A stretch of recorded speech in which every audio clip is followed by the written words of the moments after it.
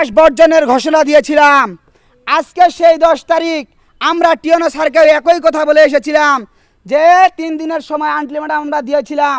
এর মধ্যে যদি আমাদের দুষ্কৃতিকারী যারা আমাদের উপরে হামলা করেছে, আমার শিক্ষকের উপরে যারা হামলা করেছে, আমাদের ছাত্রদের উপরে যারা হামলা করেছে, তাদেরকে যদি গ্রেপ্তার করে আইনের আওতায় না করা হয় তাহলে আমরা এর চেয়েও কঠিন ধরনের পদক্ষেপ গ্রহণ করব। প্রিয় শিক্ষার্থী ভাই বোনেরা, আপনারা জানেন আমরা সবসময় আপনাদের সাথে আমরা খোলাসাভাবে কথাবার্তা বলার চেষ্টা করি। আমরা দেখেছি, আমরা এখানে এই বিষয় নিয়ে আমরা যখন থানায় অভিযোগ নিয়ে গিয়েছিলাম, আমাদেরকে 6 ঘন্টা থানার অফিসের মধ্যে বসায় রেখে, বাইরে বসায় রেখে আমাদের অভিযোগ গ্রহণ তারা করেনি। সেই দিন আমরা ফিরে এসেছিলাম, 8 তারিখে ফিরে এসেছিলাম। 9 তারিখে জেলা সমন্বয়ক ফজলে রাব্বি ভাই সহ তাদের তত্ত্বাবধানে যখন আমরা মামলা নিয়েছিলাম, এই দিনও আমাদেরকে একইভাবে 6 ঘন্টা বসিয়ে রেখে আমাদেরকে বেইজ্জত করে শেষ পর্যন্ত সেনাবাহিনীর কল্যাণার্থে এই মামলাটা তারা গ্রহণ করে। কিন্তু আমাদেরকে বিভিন্ন সূত্রের মাধ্যমে জানানো হচ্ছে মামলা গ্রহণ করলে কী হবে, এর কোনো অগ্রগতি নেই। আমরা দেখেছি এখন পর্যন্ত আমাদের ওসি স্যার বা থানার পর্যায় থেকে কোনো তদন্ত এবং কোনো আসামিকে এখন পর্যন্ত গ্রেপ্তার করা হয়নি। এই ঘটনার 72 ঘন্টা পার হলো, একজন শিক্ষককে আহত করা হলো, 8 থেকে 10 জন শিক্ষার্থীকে আহত করা হলো, একটা প্রতিষ্ঠানের মধ্যে হামলা করা হলো। ইউনো স্যার বরাবর নিজে এসে এখানে অভিযোগ নিয়ে গেলেন, দেখে গেলেন, সেনাবাহিনী আসলেন, সেনাবাহিনী পরিস্থিতি নিয়ন্ত্রণ করলেন। তারপরেও যদি এখানে কোনো আসামিকে গ্রেপ্তার করা না হয়, আমরা বুঝবো উপজেলা প্রশাসন ব্যর্থ হয়েছে, তাদেরকে জাতির সামনে পদত্যাগ করা জরুরি। প্রিয় শিক্ষার্থী ভাইয়েরা, আমরা এখানে হুঁশিয়ারভাবে জানাতে চাচ্ছি, 8 থেকে 10 তারিখ পর্যন্ত আমাদের ক্লাস মাত্র বর্জন ছিল, একটা সাময়িক বর্জন, আবার একটা সাময়িক কর্মসূচি দিয়েছিলাম। আজকে আমরা স্থায়ী কর্মসূচি ঘোষণা করতেছি। স্থায়ী কর্মসূচি ঘোষণা হচ্ছে এখন থেকে অনির্দিষ্ট কালের জন্য ক্লাসকে বর্জন করলাম। সেই সাথে ছাত্রছাত্রীদের উদ্দেশ্যে আমার বলার, আপনারা সবাই ক্যাম্পাসে আসবেন। কোথায় আসবেন? আপনারা সবাই ক্যাম্পাসে আসবেন। সমস্ত শিক্ষা প্রতিষ্ঠানের সমস্ত ছাত্রছাত্রী, শিক্ষক শিক্ষিকা সবাইকে ক্যাম্পাসে আসার অনুরোধ জানাচ্ছি। এবং এই ক্যাম্পাসকে আমরা আগে যেভাবে এসেছিলাম এখনও সেইভাবে আসবো এবং ক্যাম্পাসকে পাহারা দিয়ে রাখবো। ক্যাম্পাসে এসে অবস্থান করব। আগামী দিনে আমাদের যে কর্মসূচি হবে সেই কর্মসূচিতে আমরা অংশগ্রহণ করব। প্রিয় ভাইয়েরা আমার, আমরা আরেকটি দাবি জানাচ্ছি, আজকের মধ্যে যদি সমস্ত এজাহারভুক্ত আসামিদেরকে এবং অজ্ঞাতনামা ব্যক্তিদেরকে চিহ্নিত করে গ্রেপ্তার করা না হয়, আমাদের শিক্ষকদের উপরে যারা হামলা করলো তাদেরকে যদি গ্রেপ্তার করা না হয়, আগামী 11/9/2024 তারিখে এক মানববন্ধনের ঘোষণা দিচ্ছি। যে ঘোষণায় দেশের সর্বসাধারণ মানুষ অংশগ্রহণ করবে, যে মানববন্ধনে দেশের সর্বসাধারণ মানুষ অংশগ্রহণ করবে, সমস্ত শিক্ষা প্রতিষ্ঠানের শিক্ষার্থীরা অংশগ্রহণ করবে, শিক্ষকরা অংশগ্রহণ করবে, অভিভাবকরা অংশগ্রহণ করবে। এর মধ্যে আমাদের আরেকটি দাবি হচ্ছে, আমরা ইউনো স্যার বরাবর গিয়েছিলাম, যদি মানববন্ধন করার পরেও যদি ইউনো স্যার এই বিষয়ে পদক্ষেপ যদি না গ্রহণ করে, আমরা প্রয়োজনে ইউনো অফিস ঘেরাও করব। উপজেলা নির্বাহী অফিসার স্যারকে আমরা বলেছিলাম আমাদের এটা সুষ্ঠু তদন্ত করে দেন, তিনি আমাদেরকে এটা ফয়সালা করে দিলেন না কেন? চিহ্নিতকরণে আসামিদেরকে, এজাহারভুক্ত আসামিদেরকে গ্রেপ্তার করা হলো না কেন? তারা একজন সন্ত্রাসী কর্মকাণ্ডের মধ্যে লিপিবদ্ধ। প্রিয় ভাইয়েরা আমার, প্রয়োজনে আমরা যদি এখানেও যদি আমরা ব্যর্থ হই, ইউনো স্যার যদি এটার বিচার যদি করতে না পারে, ব্যর্থতা প্রকাশ ঘটায়, তাহলে আমরা প্রয়োজনে ডিসি স্যার বরাবর আমরা এই অভিযোগ নিয়ে যাব।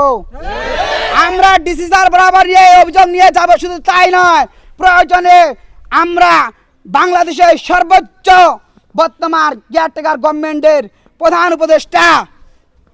উপদেষ্টা ডক্টর মোহাম্মদ ইউনূস স্যার বরাবর এটার আবেদন জানাবো।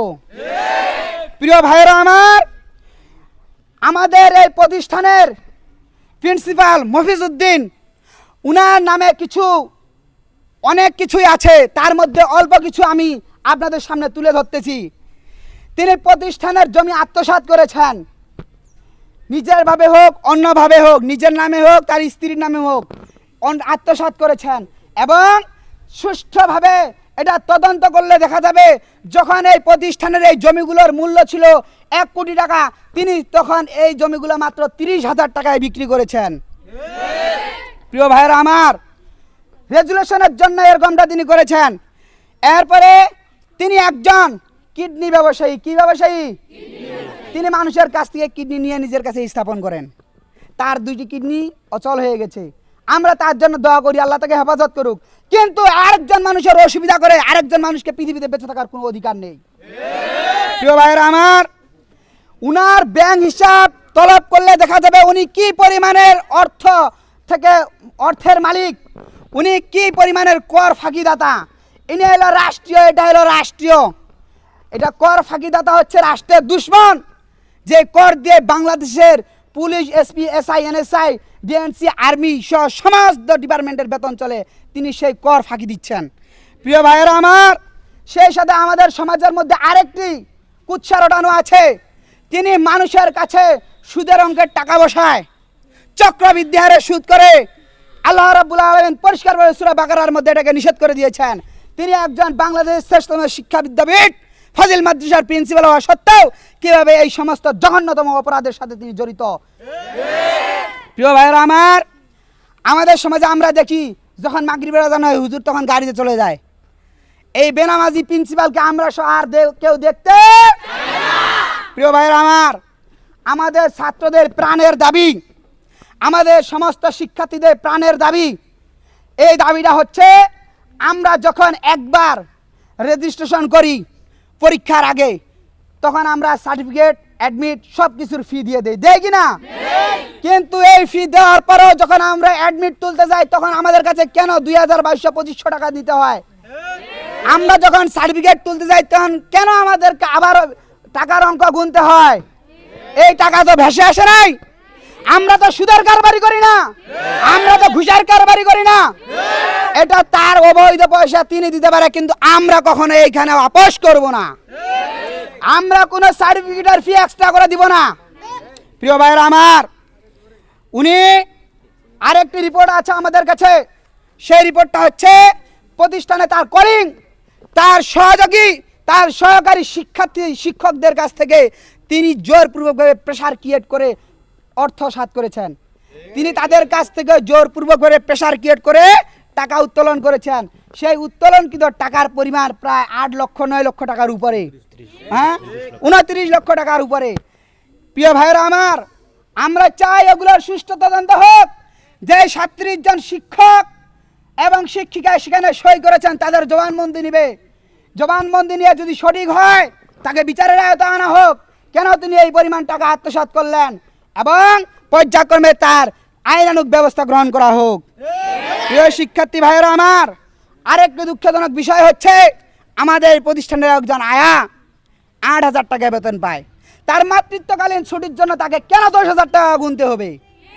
প্রিয় বন্ধুগণ আমার, সেই সাথে আরেকজন আমাদের শিক্ষিকা নতুন এসেছে, উনার কাছেও 10 দিন ছুটির জন্য 10,000 টাকা চাওয়া হয়েছে এবং সেই টাকা নেওয়া হয়েছে। প্রিয় বন্ধুগণ আমার, এরপরে যে দুর্নীতিটা হচ্ছে আমাদের জন্য সবচেয়ে দুর্ভাগ্যজনক।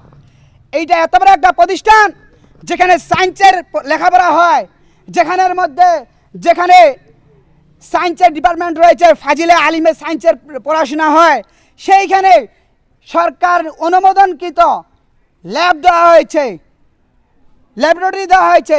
সেই ল্যাবরেটরি না করে সেইখানকার টাকাকে আত্মসাৎ করা হয়েছে। তার ইন্ধনে এই টাকা আত্মসাৎ করা হলো। শিক্ষার্থীদের এই হককে কারা মেরে খেলো, এর সুষ্ঠু তদন্ত আমরা চাই। প্রিয় ভাইয়েরা আমার, আমরা যারা এই আন্দোলনের মধ্যে অংশগ্রহণ করেছি এবং যে সাধারণ শিক্ষার্থীরা অংশগ্রহণ করেছে, এরই মধ্যে আমাদের সমস্ত শিক্ষার্থীদেরকে বাড়ি বাড়ি গিয়ে হুমকি দেওয়া হচ্ছে। এই হুমকি প্রতিরোধে যদি ওসি সাহেব কোনো ব্যবস্থা গ্রহণ না করেন, চিহ্নিত করা আসামিদেরকে যদি গ্রেপ্তার না করেন, এজাহারভুক্ত আসামিদেরকে যদি গ্রেপ্তার না করেন, তাহলে আমরা এর চেয়ে আরো কঠোর কর্মসূচি দিতে বাধ্য হব। প্রিয় শিক্ষার্থী ভাই বোনেরা, আমাদের এখন স্লোগান হচ্ছে লড়াই লড়াই লড়াই চাই, লড়াই লড়াই লড়াই চাই, লড়াই লড়াই লড়াই চাই। দালালিরা ক্যাম্পাস, দালালিনা ক্যাম্পাস দালালিনা ক্যাম্পাস আমার ভাই আহত কেন আমার ভাই আহত কেন আমার শিক্ষক আহত কেন আমার শিক্ষক আহত কেন আমার মাদ্রাসায় হামলা কেন আমার মাদ্রাসায় হামলা কেন আমার মাদ্রাসায় হামলা কেন যে প্রিয় শিক্ষার্থী ও ভাই বোনেরা আমরা যে কর্মসূচিগুলো ঘোষণা করলাম আগামীকাল বৃহস্পতিবার 11 তারিখ আগামীকাল বৃহস্পতিবার 11 তারিখ আগামীকালকে আমাদের মানববন্ধন অনুষ্ঠিত হবে বুধবার আগামীকাল বুধবার 11 তারিখ আমাদের ফাজিল মাদ্রাসার উদ্যোগে মানববন্ধন হবে এই মানববন্ধনে আপনাদের সবার স্বতঃস্ফূর্তি অংশগ্রহণ আমরা কামনা করি সেই সাথে যে সমস্ত শিক্ষার্থীদের সাথে আপনাদের যোগাযোগ হয় সবাইকে আপনারা নিয়ে আসবেন অভিভাবক মহল থেকেও আপনারা নিজ নিজ অভিভাবকদেরকে নিয়ে আসবেন প্রিয় শিক্ষার্থী ভাই বোনেরা যদি আমাদের কথা যদি না শোনা হয় যে সমস্ত কর্মসূচি আমরা ঘোষণা করলাম সমস্ত কর্মসূচি পালন করে যদি প্রধান উপদেষ্টা ডক্টর ইউনূস স্যার বরাবর আমাদেরকে যেতে হয় আমরা তারপরও যেতে রাজি আছি আমরা সমস্ত দুর্নীতির ফাইল রেডি করেছি আমরা ইনশাআল্লাহ চলে যাব এই বলে আমি আমার কথা শেষ করতেছি আসসালামু আলাইকুম রহমতুল্লাহি ওয়া বারাকাতুহু আগামীকাল সকাল 10 ঘটিকা সকাল 10 ঘটিকা আমরা মানববন্ধন করব।